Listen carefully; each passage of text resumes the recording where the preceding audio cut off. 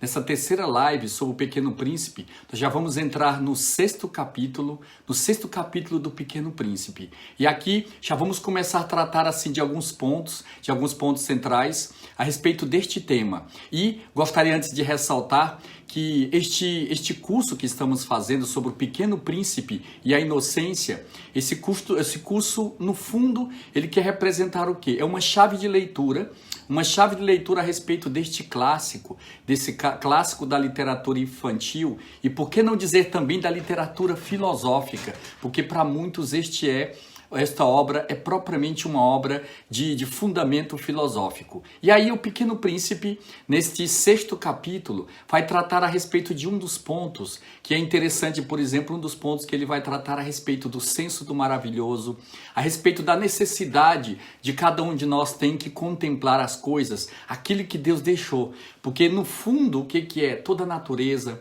o pôr do sol, por exemplo, que é uma das coisas que vão ser relatadas aqui, é algo que nos vai atrair para junto de Deus. Justamente já vamos entrar aqui no sexto capítulo e vamos depois apresentar também os comentários do professor Plínio Corrêa de Oliveira a respeito deste tema, a respeito deste mesmo tema. E eu queria dizer que esta obra, O Pequeno Príncipe, não estou dizendo que a gente concorda, que a gente assina embaixo tudo aquilo que essa obra diz, tudo aquilo que essa obra representa. Mas eu estou querendo dizer, acima de tudo, que ela vai nos servir como uma chave de leitura para compreendermos algo que é tão importante na nossa vida, que é propriamente o que? A inocência. Então, vamos agora tratar, já entrando diretamente no sexto capítulo, mas antes disso, vamos rezar, como de costume, a oração da restauração. Esta oração que pede e que Nossa Senhora, ela restitua dentro do nosso coração, dentro da nossa alma, a graça da inocência. E vamos rezar juntos. Em nome do Pai, do Filho e do Espírito Santo. Amém. Há momentos, minha mãe, em que minha alma se sente, no que tem de mais fundo, tocado por uma saudade indizível. Tenho saudades da época que eu vos amava e que vós me amáveis na atmosfera primaveril de minha vida espiritual. Tenho saudade de Vossa Senhora e do paraíso que punha em mim a grande comunicação que eu tinha convosco. Não tendes também, Vossa Senhora, saudades desse tempo? Não tendes saudade da bondade que havia naquele filho que eu fui? Vinde, pois, ao melhor de todas as mães, e por o amor que desabrochava em mim, restaurai-me. Recomponde em mim o amor a vós, e fazei de mim a plena realização daquele filho sem mancha que eu teria sido se não fosse tanta miséria. Dai-me, ó Mãe, um coração arrependido e humilhado, e fazei luzir novamente aos meus olhos aquilo que, pelo esplendor de vossa graça, eu começar a amar tanto e tanto. Lembrai-vos, Senhora, deste Davi e de toda a doçura que nele punheis, assim seja. Vamos agora dar início diretamente ao sexto capítulo deste livro. Vamos ver o que esse sexto capítulo trata e depois vamos pegar um pouco os comentários do professor Plínio Corrêa de Oliveira. Mas vamos agora ver. Assim, ele acabava de comentar aquele contato que ele tinha, que ele conhecia, assim, aos poucos, o Pequeno Príncipe, e aí depois ele dizia: assim, eu comecei a compreender pouco a pouco, meu pequeno príncipezinho, a tua vidinha melancólica. Muito tempo não tiveste outra distração do que a doçura do pôr do sol. É interessante, o autor está comentando que o Pequeno Príncipe, ele morava sozinho no seu planeta, mas ele tinha como única distração, como principal distração o quê? Assistir propriamente o pôr do sol. E aí veja o que vai ser dito. Aprendi esse novo detalhe quando me disseste na manhã do quarto dia. Veja o comentário aqui, a frase do Pequeno Príncipe. Gosto muito de pôr do sol. Vamos ver um. Ele convida, então, o piloto para ver um pôr do sol. E aí o piloto disse assim: mas é preciso esperar. Esperar o quê? Esperar que o sol se ponha. Tu fizeste um ar de surpresa e logo depois riste de ti mesmo e disseste-me: eu imagino sempre estar em casa. E aqui qual a parte bela, justamente aqui deste comentário, é que o Pequeno Príncipe, ele assistia cerca de 43 pôr do sóis por dia, porque o planeta dele era um planeta assim tão pequeno, que aí girava de modo assim tão tão rápido que o Pequeno Príncipe assistia diversos pôr-do-sóis por dia. Quando é meio-dia nos Estados Unidos, o sol, todo mundo sabe, está se deitando na França. Bastaria ir à França num minuto para assistir o pôr do sol. Infelizmente, a França é longe demais. Mas no teu pequeno planeta, bastava recuar um pouco a cadeira e contemplavas o crepúsculo todas as vezes que desejavas. Um dia, eu vi o sol se pôr 43 vezes. Veja um comentário do Pequeno Príncipe, que ele assistiu 43 vezes o pôr do sol num dia. E um pouco mais tarde acrescentaste: quando a gente está triste demais, gosta do pôr do sol. Vejam aqui esta ligação, do pôr do sol com um pouco toque assim de tristeza, de melancolia, e esta melancolia que justamente o próprio autor do livro vai comentar. E aí vemos agora o comentário de Dr. Plínio comentando assim as diversas horas do dia. Isso que eu aproveito para mostrar aqui. Dr. Plínio vai comentar as diversas horas do dia para a gente compreender bem qual é a importância do pôr do sol. Vejamos o comentário do professor Plínio Corrêa de Oliveira. Ele vai dizer assim: o percurso feito por um homem durante a vida pode ser comparado ao curso do sol ao longo de um dia. Veja como é que é interessante, associando o percurso da vida de uma pessoa com um dia. Na aurora, o sol emite raios suaves, que contemplamos com encanto, e seu brilho se intensifica gradativamente à medida que ilumina todo o panorama. Da mesma forma que o sol, a criança de tenra idade irradia frescores primaveris, reluzentes de encantos que lembram os da aurora. São graciosos atrativos que não mais se repetem ao longo das idades. É interessante ele comparar que a própria infância de cada um de nós, ela é propriamente associada ao quê? Ao nascer do dia. É como um raiar, é como uma aurora. A aurora da nossa vida é propriamente o quê? Como um raiar de sol. E aí ele vai continuar. Ao se aproximar o meio-dia, o sol brilha no seu auge. Persistente e imutável, dardeja sem nenhum esforço aparente, parecendo tirar de si todas as energias para iluminar todas as regiões do universo, aonde sua luz deve chegar. Sem parecer fadigar-se com esse esforço colossal, ele se empenha em mostrar uma generosidade imensa. É próprio aqui o período assim do meio-dia que ele está relatando. Sua potência incomparável parece fazer a oblação de si mesmo. E nisto simboliza metaforicamente o esforço, a operosidade, a glória de um homem na maturidade. É propriamente quando a pessoa fica madura, o meio-dia da vida de cada um. Então já faço a pergunta aqui. Nós estamos o quê? Nós estamos na aurora? Nós estamos ao meio-dia da nossa vida, 3 da tarde? Será que já estamos nas 6 da tarde, onde a luz já está se pondo? Vamos ver agora. Ele vai dizer: quando o sol começa a se pôr, aos poucos perdendo o brilho, o que pode ser comparado na vida do homem com a fase em que ele já deu o seu máximo de si e já pode alegrar-se por ter atingido seus objetivos. Diante da missão realizada, do opus factum, ou seja, assim, da obra feita, ele pode ir se retirando com dignidade, deixando as coisas deste mundo. Assume uma gloriosa diminuição de si mesmo, como quem diz: tendo chegado a este ponto, não consigo cessar de repente, e de agora em diante me dedicarei à gloriosa contemplação. Vou sumindo gradualmente, pois foi gradualmente que subi até o mais alto. Combati o bom combate e chego à última etapa, que é a do ocaso, ou seja, do pôr do sol. Bem próximo ao anoitecer e antes de desaparecer completamente, o sol emite uma última luzinha, que ainda é a glória de si mesmo. Não entra na escuridão, mas o mundo é que perde a luz por ter ele se retirado. Vejam que frase belíssima, que agora vamos justamente agora recontar esta frase. Veja, ele vai dizer: não é o sol que entra na escuridão quando ele se põe. Não é o sol que entra na escuridão, mas é o mundo que perde a luz por ter ele se retirado. A vida do homem justo tem algo disso, quando vai deixando de irradiar luz para entrar na luz da eternidade. Na observação de inúmeros pôr-do-sóis, é interessante considerar também sua semelhança com a história dos impérios, das culturas, da igreja e das outras eras. Sua linha histórica é parecida com a sucessão dos dias. Alguns têm suas manhãs magníficas, seguidas de variações diversas ao longo do dia, até que vem a noite. A noite representa aspectos diferentes. E aqui ele vai fazer uma comparação, a gente está falando do pôr do sol. Veja se o espírito de contemplação do professor Plínio Corrêa de Oliveira, que ele vai fazer agora uma comparação entre o sol e a lua.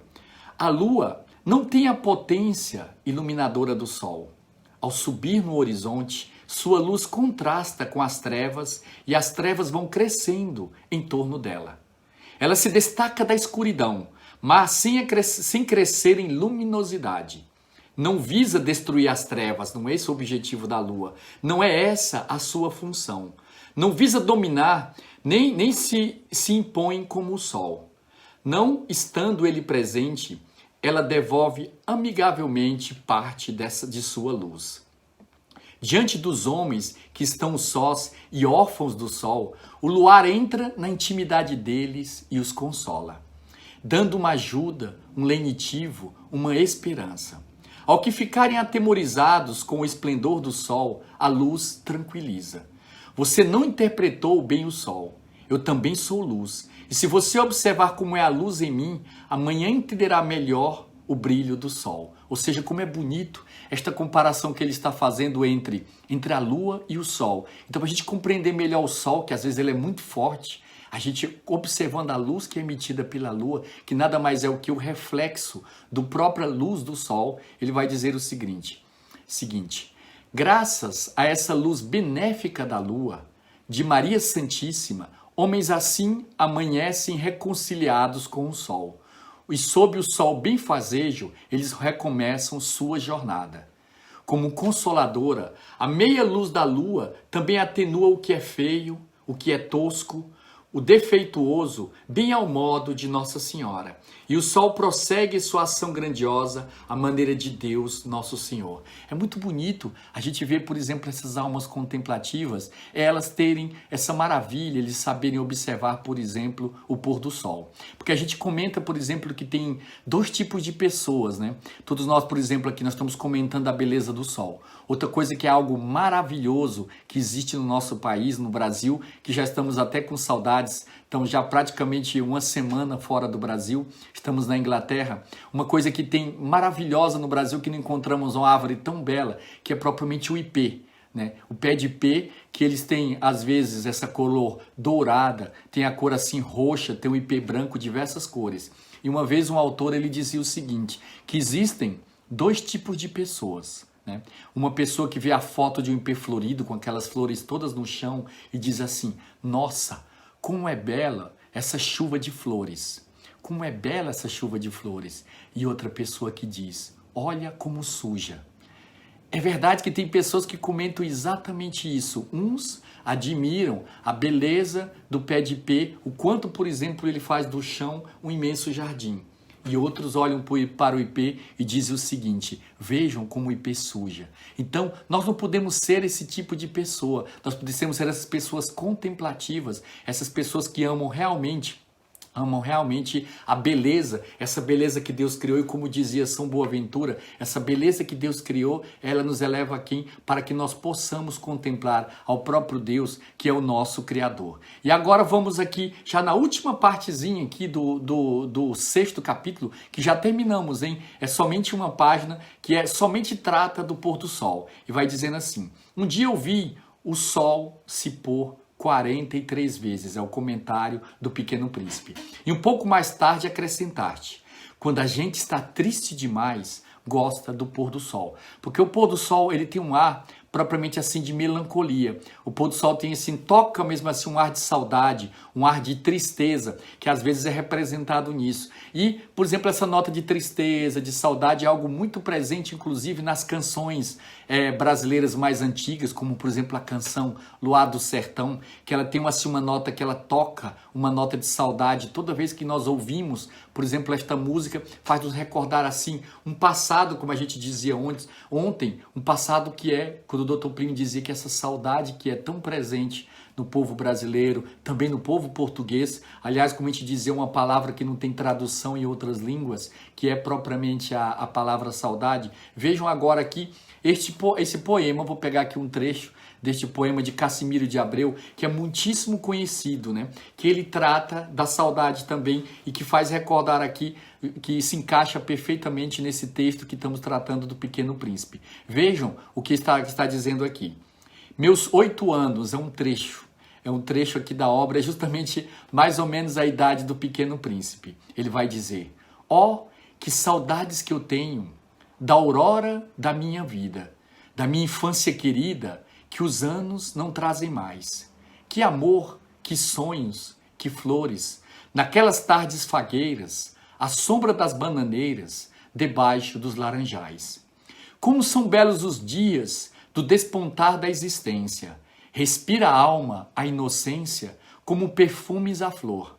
O mar é lago sereno, o céu é um manto azulado, o mundo, um sonho dourado, a vida, um hino de amor.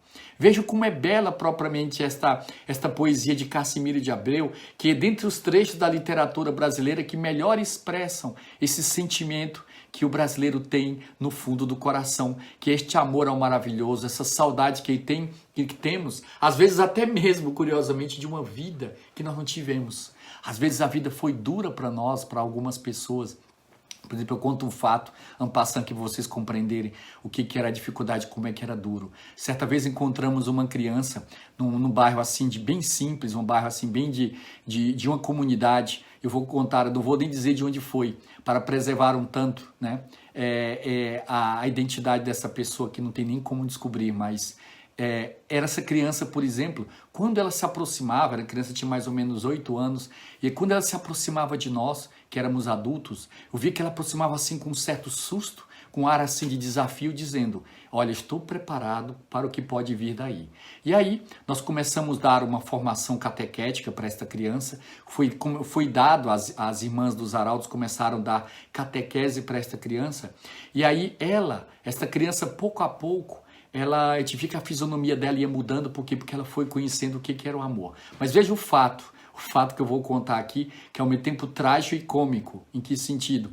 Porque o fato era o seguinte: essa criança, dentro de casa tinha muita briga, o pai bebia e batia tantas vezes até na mãe dela. E ela, com 8 anos de idade, que tantas vezes apartava a briga do pai e tentava salvar a própria mãe, às vezes, daquela briga que o pai tinha com ela.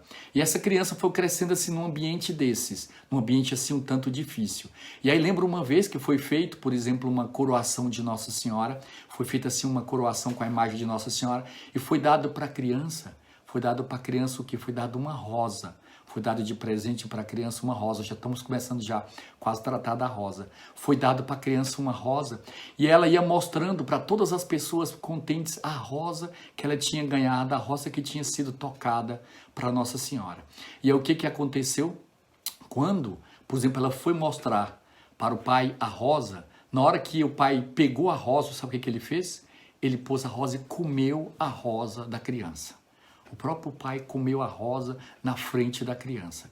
E aí, se vocês verem, e a criança voltou chorando, uma coisa assim que nos assustou, ela só assim com o caule da rosa, dizendo: o papai comeu minha rosa. Vocês veem como é que coisas dessas, por exemplo, diante de uma alma que tem um senso do maravilhoso, diante de uma alma de uma criança, o quanto isso toca, o quanto isso faz sofrer. Então, isso que, por exemplo, agora foi relatado, e o curioso que ao longo do ano essa criança foi recebendo catequese. Eu já não estava mais no Brasil depois, quando ela fez a primeira comunhão, e mandaram a foto dessa criança. Era algo assim extraordinário ver, porque somente aos 8 anos de idade essa criança conheceu o que? Ela conheceu o que era o amor, conheceu o que era o carinho. Então, vejam, por exemplo, quais são as dificuldades que certas pessoas passam na vida, que já desde o primeiro instante da sua vida, elas enfrentam a luta, a batalha, enfrentam às vezes o combate e não tem nem sequer assim uma oportunidade de desenvolver propriamente assim a sua inocência.